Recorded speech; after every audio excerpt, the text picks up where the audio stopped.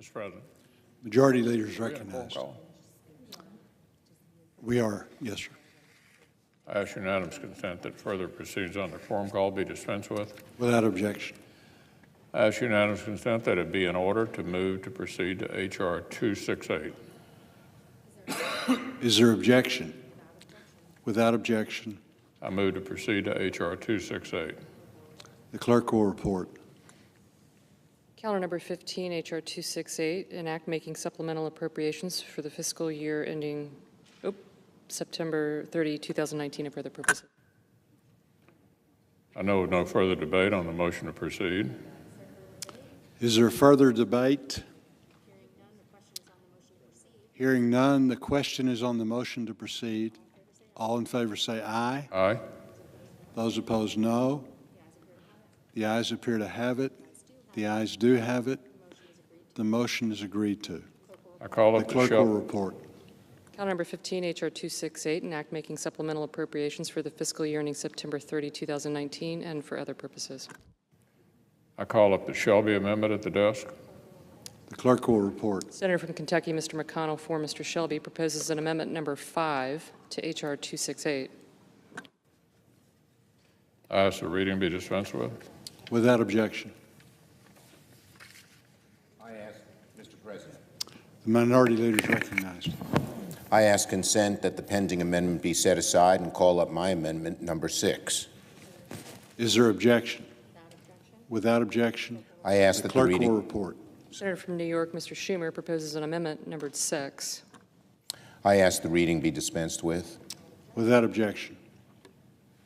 I further ask consent that notwithstanding Rule 22, that it be in order to file cloture on Amendments 5 and 6 during Thursday's session of the Senate, and the cloture motions filed on those amendments during Thursday's session of the Senate be treated as if they were filed during today's session of the Senate and ripen at 2:30 p.m. on Thursday, January 24th, in the order filed.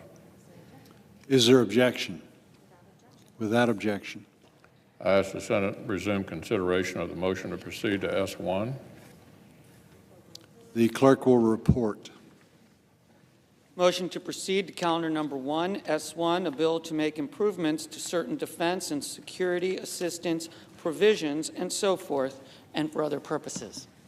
I ask unanimous consent that when the Senate completes its business today, it recess until 11 a.m. Wednesday, January 23rd, and that following the prayer and pledge, the time for the two leaders be reserved for their use later in the day.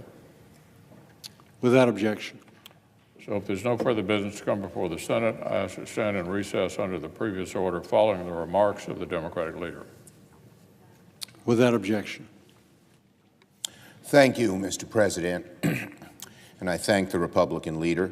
The Republican leader has just announced an agreement we've reached about the schedule for Thursday's votes, two votes, and both of which will be amendments to the House-passed continuing resolution.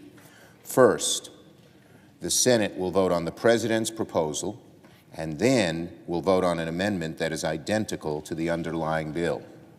Now, the President said his proposal was a reasonable compromise. In fact, it is neither reasonable nor a compromise. There was no serious negotiation with any Democrat about what went into the proposal.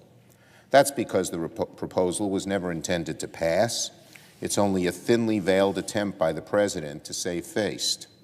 Anyone who looks at the legislation can tell it was designed to fail. In exchange for the wall, the President offers only limited temporary protections for DACA and TPS, protections he single-handedly removed.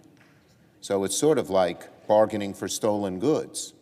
And then on top of that, he has proposed new radical changes to our asylum system without consulting any Democrats, changes that controvert our nation's most fundamental and precious values.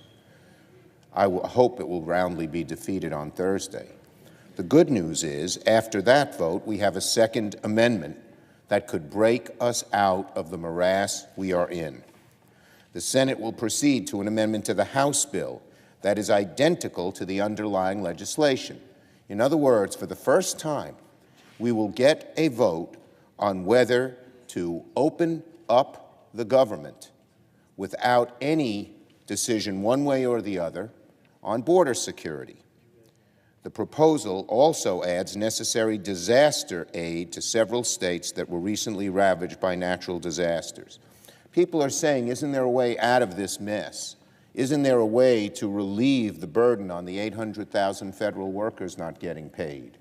Isn't there a way to get government services open first and then debate what we should do for border security?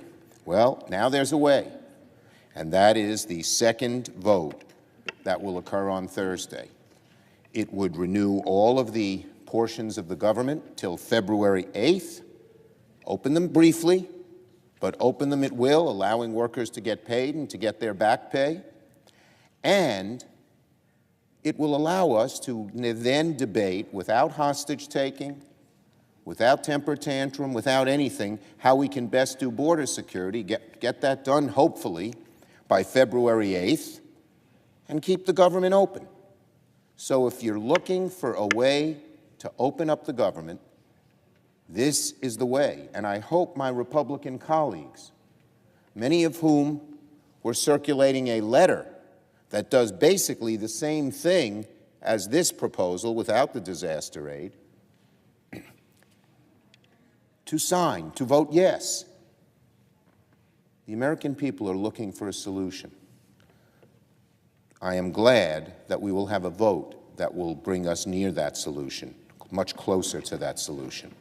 And that is the second vote here, which will open up the government and then allow us to debate border security. And again, I urge enough of my Republican colleagues to join we Democrats in voting for that proposal. It's already passed the House that could open up the government. I yield the floor.